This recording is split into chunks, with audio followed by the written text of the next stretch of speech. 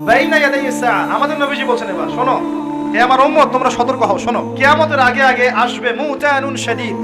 মুতান মানে দ্বিবচন, মানে দুটো বড় বড় মহামারী। কয়টা বড় বড় মহামারী? হিসেব করে দেখেন তো যে পৃথিবীতে মহামারীর সূচনা থেকে নিয়ে এই পর্যন্ত কোন মহামারীগুলো সবচেয়ে বড় ছিল।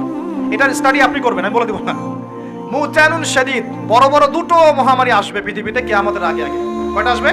ওয়া বা'দাহু, এবং এই মহামারীর পরে আসবে। এই মহামারীর পরে আসবে একটা মহামারী গেছে, আচ্ছা এই মহামারীর পরে আসবে, নাউযুবিল্লাহ, এই মহামারীর পরে আসবে সানাওয়াতুজ জালাজিল। আরবি যারা বোঝেন বুঝবেন। সানা মানে হচ্ছে একটা বছর, সানাওয়াত মানে প্লুরাল নাম্বার, অনেকগুলো বছর।